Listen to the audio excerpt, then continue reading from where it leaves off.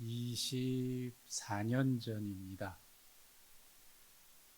제가 부목사로 심우하고 있던 교회에서 그 교회는 그 교인 한 분이 큰 돈을 헌금을 해서 그 교회에 이제 심우하는 부목사님들 3년 이상 심우하신 분들에게 성지 여행을 보내주는 거기에 이제 쓰게 해서 제가 그 교회에 부목사로 5년째 있던 해입니다.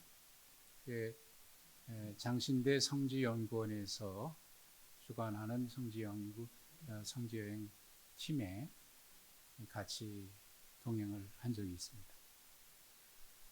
2000년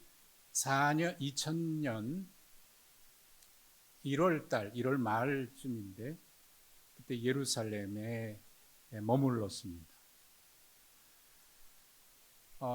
그날 일정을 좀 일찍 맞춰서 저녁 먹고 난 뒤에 저와 제 아내가 시내 구경을 하기 위해서 호텔을 나섰습니다.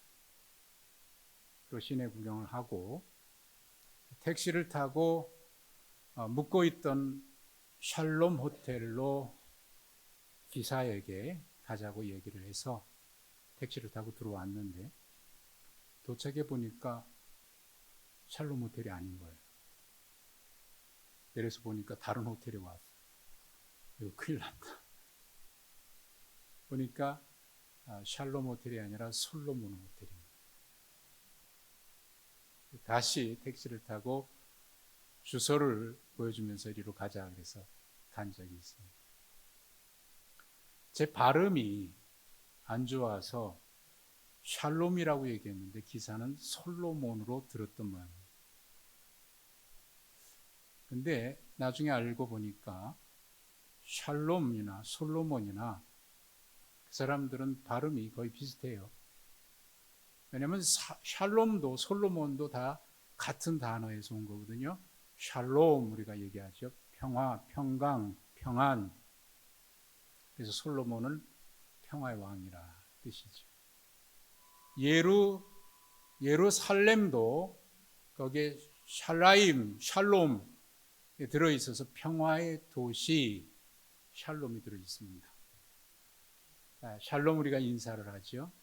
평화, 평강, 평안 뭐 이렇게도 다 각각 해석할 수 있는데 굉장히 폭넓은 의미가 있습니다. 만족한 상태, 부족함이 없는 평안함, 우리는 샬롬이라고 얘기합니다. 근데 이 샬롬은요, 엄밀히 말하면 하나님과의 관계 안에서 하나님의 약속을 지키고 하나님과 올바로 살아가고 있을 때 언약된 대로 이루어지는 만족함, 평안함, 평강을 말하는 겁니다. 그러니까 하나님과의 관계가 전제되어 있는 거예요. 우리는 모두 평안함을 원합니다. 그런데 지금도 지난 한 주간 우리는 이스라엘과 이란의 전쟁 확산 위기 때문에 서로 주고받은 미사일 공격으로 인해서 전 세계가 중동 전쟁이 또다시 일어나는 것 아닌가 두려움과 공포 가운데 한 주간을 보냈습니다. 평화를 원하는데 우리에게는 평화는 요원하고 늘 두려움, 공포에 사로잡혀 있습니다. 그런 찬양이 있습니다. 세상은 평화 원하지만 전쟁과 전쟁의 소문도 늘어간다. 그렇습니다. 세상은 지금 점점 그런 공포에 두려움에 이런 한 주간을 살았습니다. 개인적으로도 우리는 평안함을 원하지만 우리 마음에는 아주 사소한 이유들 때문에 아니면 또 다른 이유들 때문에 우리 속에 평안을 잃어버릴 때가 많습니다. 그래서 불안하고 두려움에 사로잡힙니다. 두려움, 국어 사전을 보니까 위협이나 위험 때문에 마음에 찾아오는 불안감, 위축된 상태, 이거를 사전적으로 두려움이라고 정의를 했더라고요. 그러니까 우리는 늘 이렇게 불안 가운데 있어요. 어찌 보면요, 이 걱정이나 두려움은 인간에게 있어서 자연스러운 감정 중에 하나일 것 같아요. 마치 그림자와 같아서 뗄래야 뗄 수 없이 늘 우리의 살아있는 동안 따라다니는 게 불안이고 공포고 두려움입니다. 뗄래야 뗄 수 없는 감정. 그러니까 우리는 살아있는 동안 언제나 이 두려움과 공포에서 자유로울 수가 없을 것 같아요.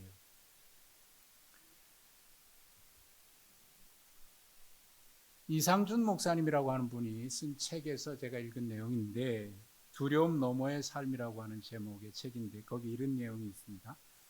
대입 수험생은 수능을 잘못 봐서 원하는 대학에 가지 못할까 봐 두렵고, 취업 준비생은 수십 번째 보낸 지원서가 또 거절당할까 봐 두렵고, 청년들은 구포 인생의 굴레에서, 구포는 9가지를 포기했다는 얘기예요. 소망이 없다, 이제 그런 요즘에는 몇 번인지 모르겠습니다. 아무튼 이런 희망이 없는 굴레에서 벗어나지 못할 것이 두렵고, 아버지들은 열심히 일해서 일군 기업이 경제 때문에 어려워질까 봐 두렵고, 어머니들은 혼신의 힘을 다했는데 자식들이 성공하지 못할까 봐 두렵다. 대학에 가면 행복할 줄 알았는데 취업 때문에 걱정이고, 직장에 취업하면 행복할 줄 알았는데 결혼이 걱정이고, 결혼하면 행복할 줄 알았는데 육아 때문에 걱정이고, 명태가 걱정이고, 노후가 걱정이다. 건강에 적신호가 오면 건강이 걱정되고, 유학 보낸 딸이 걱정이고, 군대 보낸 아들이 걱정이고, 결혼해서 사는 부부 사이가 더 이상 진전되지 않고 개선되지 않는 것 때문에 걱정이고, 모든가 걱정, 두려움. 그나마 위로받으려고 갔다가 실망하게 된 교회까지도 걱정이다, 이렇게 써놨어요. 모두가 걱정이죠. 두려움과 걱정에서 자유로울 수 없는 인간, 평화를 원하지만 우리 속에는 온통 외부적인 환경에도 그렇고 우리의 마음 안에도 끊임없는 전쟁, 분쟁, 불안, 공포가 끊이지 않습니다. 그나마 위로받을 수 있다면, 이게 나만 그런 게 아니구나, 모두가 그렇다는 거구나, 그게 위로가 될는지 모르겠습니다만 그게 위로일지 모르겠어요. 성경에는 두려워하지 말라는 말이 366번이 기록되어 있다고 합니다. 1년 365일 매일같이 두려워하지 말라라고 말하는 것인데, 거기다가 하나 더 붙여서 366번, 그만큼 우리는 두려움에 빠져 살아가는 존재. 자연스러운 인간의 감정일 수 있는데, 이것이 지나치게 되면요, 위축이 되고 스스로 뭔가 자기 외부 세계와 삶의 현장과 단절해서 움츠러들고 또 스스로 소외되기도 합니다. 어쩌면 그것에서 벗어나기 위해서 노력하지만 그것이 또 다른 집착이 돼서 그것 때문에 또 두려울지도 모르겠습니다. 오늘 말씀의 제자들이 유대인들이 두려워서 문을 걸어 잠갔다고 되어 있습니다. 그렇게 우리는 두려움 때문에 외부 세계와 단절한 채 그렇게 위축됩니다. 사람과의 관계도 단절되고요, 가족과의 관계도 단절되고, 그래서 점점 방 안에 움츠려 들어가는, 요즘에는 그런 세대가 굉장히 젊은이들이 많다 그러죠. 하루 종일 집안에서 나오질 않아요. 자기 방에서 나오질 않는다는 거예요. 속 터지죠. 그걸 보는 부모들은. 단절된 집안, 외부 세계와 단절하고 자기만의 세계에 갇혀서 정상적인 삶을 영위하지 못하고 그렇게 움츠러들기도 합니다. 그런 제자들에게 주님이 찾아오셔서 너에게 평강이 있을지어다 말씀하십니다. 오늘 본문에는 너에게 평강이 있을지어다라는 말이 3번 나와요. 문을 걸어 잠그고 있는 제자들에게 오셔서 너에게 평강이 있을지어다 2번 하셨고, 도마에게 가셔서 너에게 평강이 있을지어다. 문을 잠가 놨습니다. 외부 세계와 단절하고 자기 세만의 두려움과 공포 때문에 자기 세계에 갇혀서 그럴수록 정상적인 삶을 하지 못하지요. 모든 게 갇혀 있습니다. 그러다 보니까 문만 닫혀 있는 게 아니라 우리의 마음의 문까지 닫아놓고 살아갑니다. 그런 우리들에게 주님 오셔서 너에게 평강이 있을지어다. 너에게 평강이 있을지어다. 오늘 우리에게도 주님 찾아오셔서 우리에게 말씀하십니다. 너에게 평강이 있을지어다. 한 주 동안 살면서 이런저런 아픔이 있고 상처가 있습니다. 두렵습니다. 해결되지 못한 문제 때문에 늘 마음의 문까지 닫혀 있습니다. 가정 안에서도 마음의 문이 닫혀 있고, 친구와의 관계에서도 마음의 문이 닫혀 있고, 세상과 단절한 채 두려움, 공포 속에 살아왔습니다. 그런 우리들에게 주님, 부활하신 주님이 이 시간 우리에게 찾아오셔서 우리에게 말씀하십니다. 너에게 평강이 있을지어다. 오늘 우리에게 오신 주님이 우리에게 우리의 마음의 문을 두드리면서 너에게 평강이 있을지어다 말씀하십니다. 우리는 이 말씀대로 예배하고 돌아갈 때 우리 속에 주님이 주신 그 평강을 누리면서 살아가야만 합니다. 그래야 힘들고 어려운 세상과 싸워 이길 수 있고요, 불안과 공포 가득한 세상에서 극복하며 살아갈 수 있습니다. 주님은 그렇게 우리에게 정상적인 삶의 현장으로 나가도록 우리의 닫혀진 문을 열고 우리의 삶의 환경으로 나가도록, 관계의 단절을 뚫어버리고 극복하고 나가도록, 두려움을 이기고 두려움 빗장을 걷어치우고 나가도록 우리에게 다가오셔서 말씀하십니다. 너에게 평강이 있을지. 주님은 이 말씀을 하시면서 손과 옆구리를 보여주셨어요. 부활의 주님이 말이죠. 도마에게만 그런 게 아니고 문을 닫고 있는 제자들에게도 그렇게 말씀하셨어요. 내 손과 옆구리를 보아라. 그러니까 부활의 주님은요, 신앙의 교리적인 어떤 문제가 아닙니다. 심리적인 생각도 아니고 착각이 아닙니다. 부활의 주님은 실제적인 사건입니다. 내가 너희와 함께 있다라고 하는 주님의 약속이요. 성경 전체를 보면 창세기부터 요한계시록까지 변함없는 가장 중요한 축복의 약속이 있는데, 그게 뭐냐면 하나님이 우리와 함께 계심입니다. 그거는 신념이나 교리나 우리의 생각이 아니고 착각도 아니라 분명한 하나님의 실제적인 사건입니다. 부활의 주님이 우리와 함께 계신다. 창세기부터 요한계시록까지 이 약속이고요. 에덴 동산에도, 그리고 광야의 그 험난한 길에서도, 풍랑 있는 바다에서 갈릴리에서 시달리고 있는 제자들에게도 주님이 함께 계셨고, 사상 유례 없는 광풍인 유라굴로 광풍이 물려와서 거기에 타고 있는 276명이 다 죽을 것 같이 시달리고 있을 때도 주님이 그 자리에 계셔서 걱정하지 마라, 내가 너희와 함께 있다, 아무도 죽지 아니한다 말씀하셨던 주님은 지금도 우리 가운데 오셔서, 부활의 실제로 우리 가운데 오셔서 너에게 평강이 있을지어다 말씀하십니다. 우리 스스로 닫아놨던, 걸어 잠갔던 문을 열고 일어서라는 겁니다.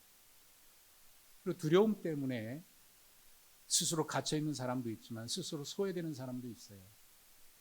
주님이 나타나셨을 때 그 자리에 도마가 없었다고 그랬어요. 어디 갔는지 모르겠습니다. 왜 그 자리에 없는지 모르겠습니다.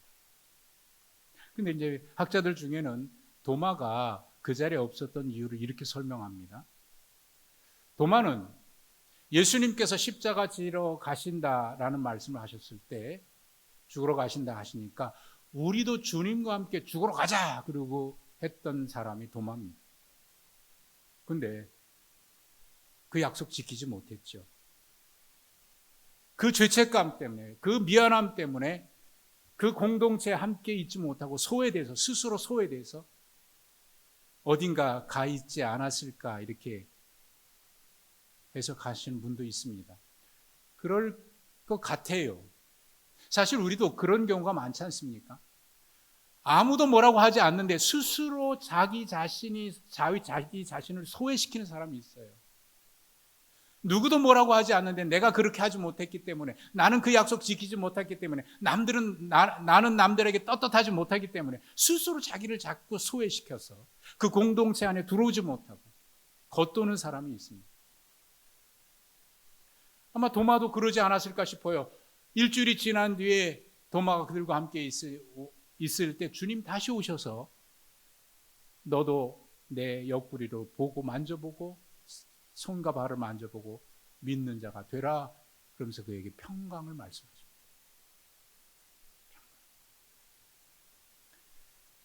하시면서 주님 이런 말씀도 하셨어요. 아버지께서 나를 보내신 것처럼 나도 너희를 보낸다라고 말씀하시면서 평강을 얘기하셨습니다. 그렇습니다. 이 말씀과 함께 주님은 숨을 내쉬면서 성령 받으라고 하셨거든요. 인간을 하나님이 창조하실 때 그 코에 생기, 하나님의 호흡을 불어넣으셨다. 하나님의 호흡, 생기입니다. 지금 주님이 그 호흡을, 하나님의 영을 불어넣으십니다. 생명의 영입니다. 창조의 영이고 새로운 창조의 영입니다. 스스로 갇혀있던 우리를, 그리고 스스로 소외됐던 우리를 주님께서 새롭게 창조하시면서 창조의 영으로, 새 생명으로, 그리고 새로운 피조물로 그들을 창조하시면서 이렇게 말씀을 하셔요. 너희가 누구의 죄든지 용서하면 용서받을 것이고 그대로 두면 그대로 있으리라. 이 말씀은요, 고해성사처럼 사죄를 통해서만 용서받는다 그런 얘기가 아니고, 하나님께서 우리를 이 죄에서, 영원한 그 형벌에서 예수 그리스도의 구속의 은총을 통해서 우리를 구원하신 그 복음을 말이죠. 너희도 그렇게 용서를 받았으니 너희도 이 복음을 증거하면서 이 삶을 살라고 보내는 것을 말합니다. 그러니까 이제는 새로운 삶으로 나가는 것이죠. 어제 혹시 신문을 보신 분들이 있을지 모르겠습니다. 감동적인 한 기사가 실렸습니다. 미국인인데, 한국계 미국인이에요. 스테이시 박 밀러라고 하는 여성입니다. 한국 이름으로 박지혜. 주한 미군 아버지와 한국인 어머니 사이에서 태어난 여성입니다. 근데 태어날 때 희귀병에 걸렸어요. 근육퇴행성 질환. 태어나면 선천적으로, 그러니까 근육이 점점 태어나면서부터 퇴행해지는 거예요. 그러니까 이 장애를 가지고 태어난 거예요. 그의 어머니가 그를 18년 동안 휠체어에 태워서 학교 보내고 데려오고 그래서 교육을 시켰습니다. 그러면서 그에게 늘 이런 이야기를 했습니다. 하나님께서 너를 태어나게 하신 데는 하나님의 놀라운 신비가 있어. 하나님의 계획이 있을 거야. 아주 신비로운 계획이 있을 거야. 늘 그렇게 얘기하면서 자기의 신체적인 문제 때문에 위축되고 스스로 소외돼서 인생을 포기하고 사람들의 시선 때문에 정상적인 삶을 살지 못하고 그렇게 될까봐 늘 하나님의 말씀으로 그에게 이야기를 해줬습니다. 하나님께서 너를 그렇게 하신 데는 틀림없이 하나님의 뜻이 있을 거야. 놀라운 신비가 있을 거야. 그 말씀을, 그 이야기를 들으면서 신앙으로 잘 자라났고 2019년 산타크루즈 캘리포니아 대학에서 그가 장애인들 앞에서 연설을 하는데 참 감동적인 연설을 합니다. 우리가 지금 모습을 부끄러워할 이유가 전혀 없습니다. 있는 그대로의 모습이 우리의 모습이기 때문입니다. 모습이 이렇다고 해서 우리가 성장할 수 없거나 미래를 더 좋은 방향으로 바꿀 수 없다는 걸 뜻하지 않습니다. 우리는 이 모습 이대로 사랑받아 마땅한 아름다운 인간입니다. 그런 어려움 가운데요, 누가 자기를 돌보지 않으면 활동하기 어려운데도 불구하고 그는 장애를 섬기면서 살아요. 그러다가 2019년 33살의 나이에, 코로나 때 33살의 나이에 그만 세상을 떠납니다. 미국 정부는 이 여인을 미국 화폐에 얼굴을 새겨 놓도록 결정을 했답니다. 여러분, 미국 화폐에 우리나라도 마찬가지입니다만 돈에 얼굴이 새겨진 사람들이 어떤 사람들이죠? 미국 화폐에 보시면 조지 워싱턴 건국 대통령, 아브라함 링컨을 비롯해서 그런 인물들이 모든 사람이 존경하고 인정하는. 근데 거기에 25센트 동전에 박지혜, 스테이시 박밀러라고 하는 33살 이 여인의 얼굴을 새겨놓기로 결정을 했답니다. 좀 놀라운 일이죠.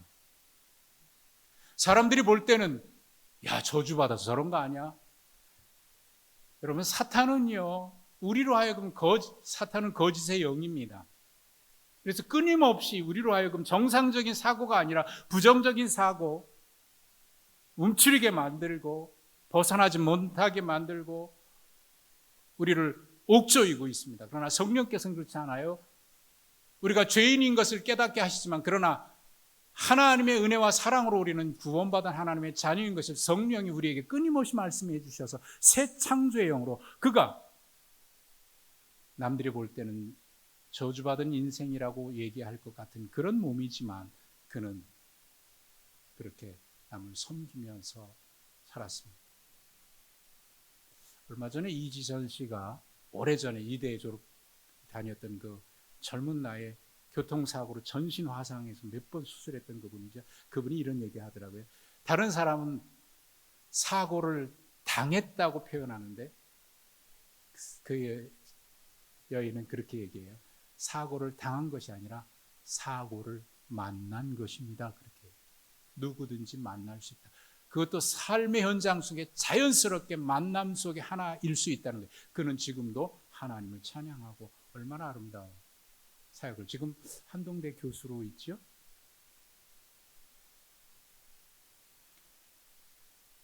두려움과 공포에 사로잡혀서 외부의 세계와 단절하고 자기와의 세계도 단절했던, 그렇게 굳게 마음의 문을 걸어 잠그고 있는 우리들을 향해서 주님 제자들에게 오셔서 말씀하신 같이 너에게 평강이 있을지어다 말씀하시면서 생명의 영을 불어넣으십니다. 새 창조의 영으로.